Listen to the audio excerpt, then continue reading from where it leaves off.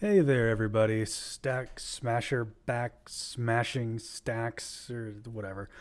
So last Christmas, I gave you my heart. No, I'm kidding. I did a video on an article um, that was circulating at the time about Signal, and I thought, in the spirit of the holiday season, I will do another article video. I'm going to try not to edit this video. I want to make this kind of just like a stream of consciousness. All my videos are stream of consciousness. You can tell my production quality is extremely low, but it's getting better. But I want to kind of not have to edit this one if possible, kind of like I did with for the Signal one, which was a lot of fun.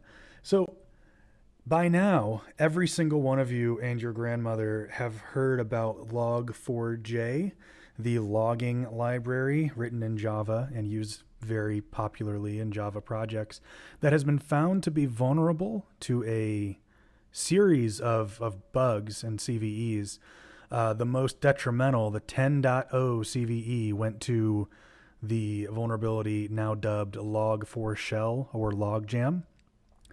And whenever something like this comes up, every security YouTuber on the face of the planet does a video on it. And I said, I don't want to do a video on it, but it's kind of tough not to at the moment if I want to discuss an article. So there were a couple of topics that I could have covered. One was the zero-click iOS vulnerability, which is absolutely fantastic. Another is developments in cellular network security, which have been interesting. But ultimately, I decided, the Log4j stuff, people seem to really care about it. And what they don't know is the beginning and end of the story. And so I kind of wanted to cover that. So let's just go ahead and get into it as well, you know what? I'll explain the story as we go along. Yeah, let me go ahead and get out of it. You can see I was researching some topics to cover for this video and other videos. We're going to do Google Dorks in the near future, which will be pretty cool. Also, feedback on the audio, please. I got a new microphone, but it doesn't seem to be working as well as I had hoped. But that might just be... I need to get better equipment all around. I need to get a better headset as well. I'm listening to myself right now through a very cheap Logitech USB headset. I think it costs like $6. And so to me, it sounds terrible. But looking at the audio levels, it should be okay. So anyway, just let me know. So let's go ahead and talk a little bit about the backstory here. So what happened in a deleted tweet... A researcher, well, actually not a researcher at all. I don't think he was he was in Alibaba Cloud Security. Someone named Chen Zhaozhen, I'm sure I've pronounced that the exact correct way, disclosed this vulnerability privately on November 24th to Apache. He sent them who are the people who maintained the Log4j library and still maintain it. So he sent them an email saying something like, I think I have it up here. Yeah, I want to report a security bug. The vulnerability has a major impact, basic stuff like that. And they, of course, responded, and they've been trying to fix it. But this library, Log4j, and by the way, I think I mentioned this before, but just to reiterate, the original tweet where, he sent an email to Apache, Chen. Then he went on his Twitter account after the patch had been released and said, hey, Log4j, it's a big deal. That was like December 6th or December 8th of this year. Here we go. It's December 6th. It says right here. It says several days before the vulnerability went public. I think it went public on the 11th or the 8th. I don't know why those two numbers are standing out in my head, but they are.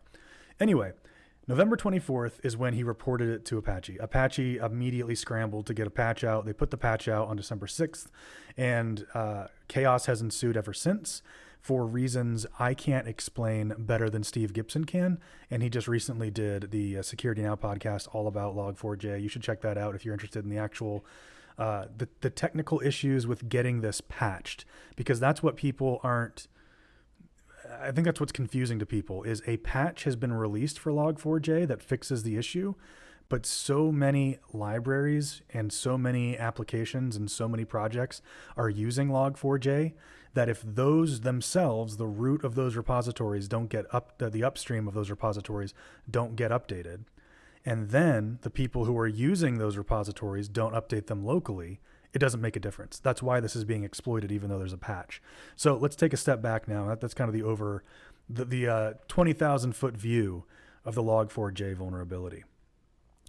So what I wanted to talk about is how it started, which is what I just mentioned here, and how it's going. It's not going great for security researchers, but here's a big development that happened today that I don't think people are covering. So today's the 22nd of December in 2021. For people in the future listening to this, Log4j is a big deal in December 2021. If you listen to this a couple years from now, you probably would never even heard of it.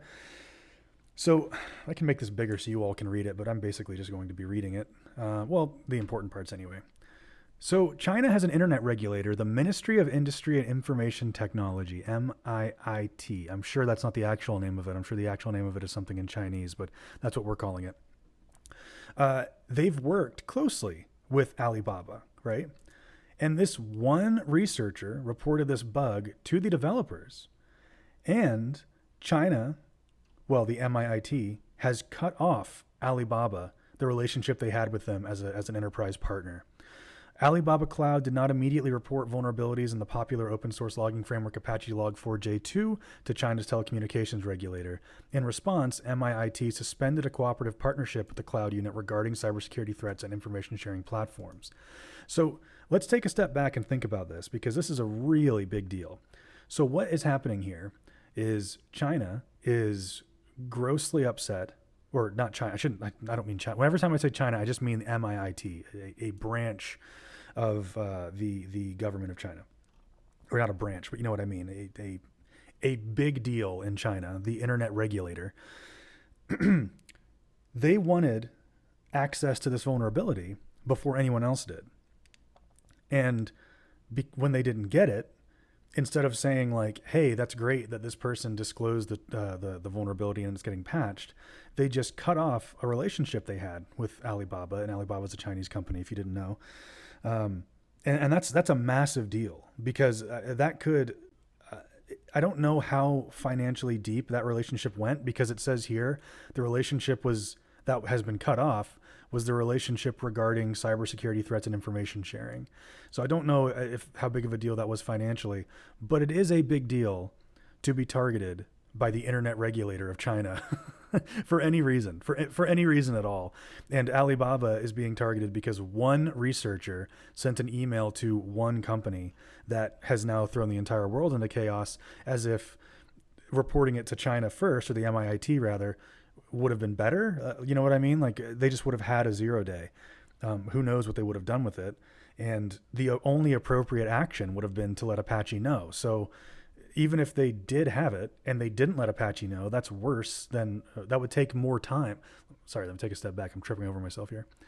If Chen sent the vulnerability to MIIT and MIIT then sent it to Apache, which is what they should do, that still would take longer than Chen just doing it himself. So there's literally no better outcome. It does not matter that he didn't send it to MIT, but they're very upset about this.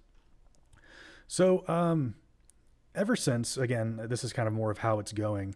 If you haven't followed, this vulnerability has found its way into worms. It's now a ransomware worm. It's pretty much just absolute chaos. Absolute chaos that has come out of this. And like I said before, it's never going to be fully patched, because there are things that are deployed out in the wild that people are no longer maintaining that are using this library. I don't have an example off the top of my head, but there just has to be, because it's so commonly used. So this is kind of a big deal. I don't want to, it's not a big deal if you aren't running, a Java application or something, but like, just to give you a sense of kind of how serious this was, it was in programs by accident. The NSA reverse engineering tool Ghidra was vulnerable to this. That doesn't really make a difference, because, well, it does, because you can use a remote Ghidra instance, I guess, which means you could actually have a Ghidra server stood up out in just the wild, and it could be exploited. So yeah, that is a big deal.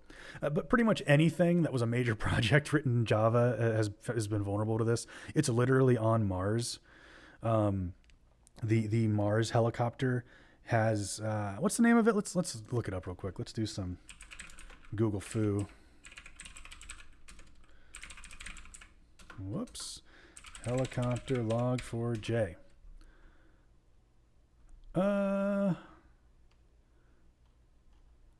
Oh man, other people have gotten to it. A couple days ago, I was the only person who knew this tweet existed. It looks like they deleted it. Darn! I should have screenshotted it. Anyway, this person I'm sure has been heckled into all oblivion, but basically the ASF was years ago. This was a long time ago, a couple years ago rather. They made a tweet saying, "Isn't it so cool that we've put a Java application on Mars? The Mars helicopter is running all kinds of things," and they mentioned by name for some reason Log4j. So there's literally a 0 day on Mars. That's so far as I know. I don't know how updating software works on the Mars helicopter. I don't think it's possible. So that's just going to be there, and then whoever gets there next, I guess, will just exploit it, which is kind of funny. But that's why this is such a big deal, is all I'm getting at. So I did a paste bin search for, I think you just saw it actually in my history whenever I was doing the Google Dork for site. Yeah. I normally when something like this happens, I'll do a paste bin search for like POCs or like things related to the vulnerability. And I came across this little gem here that I had never seen before, or I'm sorry, I've never seen the likes of this before. And I don't know how to respond. And I just want to put it out there for you guys to think just kind of about it. Just to think about your opinions on this. So total tangent, unrelated to the Log4j. Let me make that a lot bigger because I'm looking at the preview and you guys cannot see that at all. Let me read through this first. Dear researcher Chen, I'm going to just kind of loosely read over it because there's a lot of text here and you don't care about all of it. I don't care about all of it. On November 24th, you set into play a series of events that have ruined lives across the world in the technology space. If you are looking for fame and glory, we regret to inform you that you shall receive only infamy and disdain. Whether your motives were benign, supportive, or altruistic is irrelevant. You have impacted a series of lives not the best of ways. You have, in essence, 1. Played a role in contributing to deteriorating relationships, marriages, and partnerships. Trash move on your part. Taken away a loved one from an important time or event with their child. No amount of CVEs or write-ups can bring back a second of time. Have you no sense of honor? I'm sorry if I'm laughing, but this is serious, but we'll talk about it in a second. Caused PTSD or evoked burnout on an incident handler, responder, consultant that needs a break after a long and painful year. Do you have any empathy at all? Triggered an individual to do something I can't say on YouTube. Given threat actors more vectors of initial access to pair with ransomware, which actually has happened, so that is true. Stretching thin a group of professionals who are at the breaking point at firms like Mandiant, CrowdStrike, blah, blah, blah. We despise you wholeheartedly and hope you have to go through some of these incident response IR engagements, which you so gleefully disclosed, with extreme disgust, blue teamers throughout the world. Okay, so the list of things here, these aren't funny by themselves. These are like really sad. What's funny is that this person, and again, I just found this on Pastebin. I don't know who wrote it, and it might be a joke. It comes across like a joke for a couple of reasons. I guess I should explain myself instead of just laughing at this poor guy's misery. But so one, if you're a white hat and you find something like this, you have no choice but to disclose it. At the very least, not disclosing it makes you a gray hat. And I'm not judging. I know gray hat people. I'm not judging.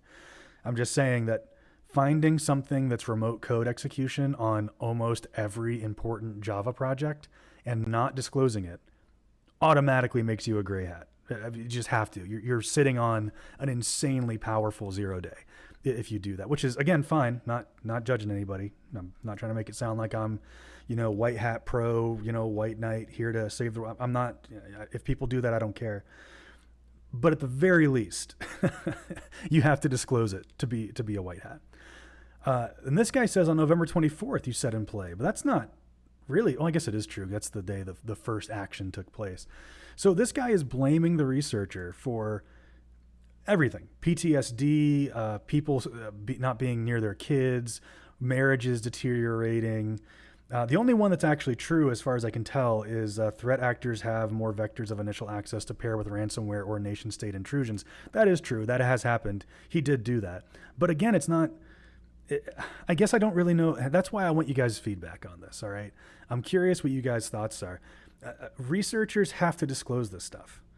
They have to. Like I in my job, I do security research, and coming across something like this, you have to tell somebody. I mean, whether it's your boss, your manager, MITRE, to get a CVE, you have to talk to MITRE or Rapid7 or one of those companies. If someone is paying you, like let's say TP-Link or someone is paying you to like evaluate one of their routers, and you find something, you can't hide it from them. You just can't. And so I don't really know what this person who wrote this letter, unless it's a joke, in which case it's pretty funny, what they think Chen should have done. I don't have a clue. Down here, with extreme disgust, blue teamers throughout the world. I mean, also, he says here, which you so gleefully disclose. There was no evidence that this person, Chen, was gleeful in any way. It's, in fact, I didn't read the whole email. I guess I only read parts. Is the whole email somewhere?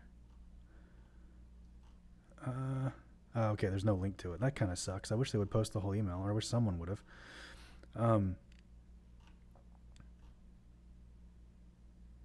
Yeah, okay. So it doesn't make a difference. I can't find it here, and it doesn't make a difference. But from what we read of the email, it looks pretty professional, right? I'm looking for the original part of the email that I want to report a security bug. The vulnerability has a major impact. That doesn't sound like, hey guys, check it out. I found this awesome RCE, bro. Anyway, so let me know what you guys think. I'm super curious about this. Hopefully you learned something about Log4j you did not know before, namely that China's really mad that it was not disclosed to them first, and secondly that apparently people are angry that Chen Zhaozhen, which I'm sure I pronounced correctly again, disclosed this at all. Also, you probably learned that Mars has a 0-day on it that I think is unpatchable. But anyway, I figured I'd jump on the Log4j bandwagon as well, though, I get, as another tangent, I'll just say quickly, it's disheartening whenever something like this completely takes just sucks the energy out of the room for everything else in security. It happened with WannaCry back in the day. It's happened with a number of different things, like Heartbleed. Whenever one big thing happens and it's all anyone focuses on or talks about, you kind of get, it gets a little boring. And so I'm sorry if this feels like that, but appreciate you guys. Oh, excuse me. Appreciate you guys coming and hanging out. It was great. I'm going to do a lot. You're going to see a lot more activity on my channel. I actually uploaded a video recently, and it was the second one I recorded after starting recording again, after taking like a 5-month break. And so it's so funny because now it's just, that first video I recorded is me talking about coming back. Like, guys, I'm back. Oh, it's been 5 months. I'm so happy to be back. But I'm going to upload it like 3 videos after. So it's not going to make any sense when I upload it. You're going to go, what is he talking about? He hasn't been gone for 5 months. He just uploaded a week ago. But anyway, I'll stop yabbering now. Have a good Christmas, or whatever holiday you celebrate, whatever people say. I don't know anymore. I'm going to be celebrating Christmas. And so because of that, I will wish you all a Merry Christmas as well. Thanks.